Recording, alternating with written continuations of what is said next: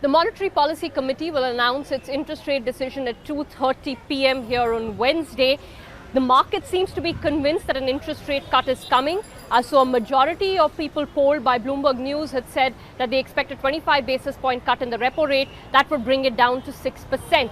But apart from the interest rate action, I think what is going to be interesting is to watch what they say as always.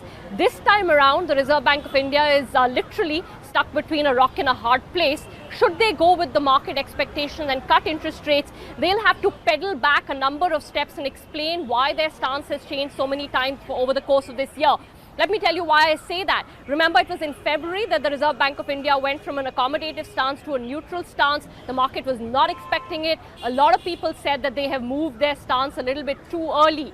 After that, the RBI labored and said that with a neutral stance, we can either move higher on rates or lower on rates, depending on which way the data goes. Well, they will hold on to that argument should they decide to cut rates this time, say that data has allowed them a little bit of room to cut rates further, and hence that's what they are doing. But they still have to explain why they got their inflation forecast so horribly wrong. So they'll have to tell us whether they think there's been a structural shift in the inflation trajectory or not. If they do say that, the market will read that as being dovish, and some people may actually build in another rate cut over the course of this year.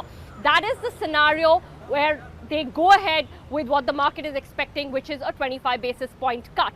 The bond market is looking at two scenarios: a 25 basis point cut and a neutral stance being maintained, in which case there'll be no major movement in bond prices or bond yields. If they go in for a 25 basis point cut and they move back to an accommodative stance, there should be a rally in bond prices and yields should come. There is still a third scenario, which nobody thinks is going to happen, or at least most people in the markets don't think is going to happen, but don't rule it out entirely, and that is that the RBI opts for a status quo. The reasons for that could be two or threefold. One could be that a rate cut at this point will not really do much for the economy because private investment will not pick up, capacity utilization remains low.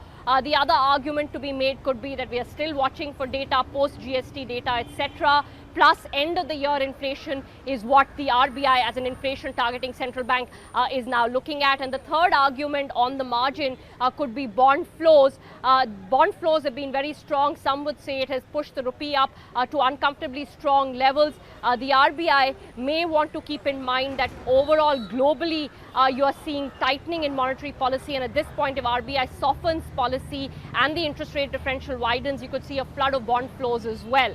Those are some of the arguments that could go against a rate cut, but of course the majority of the market seems to be betting on a rate cut this afternoon.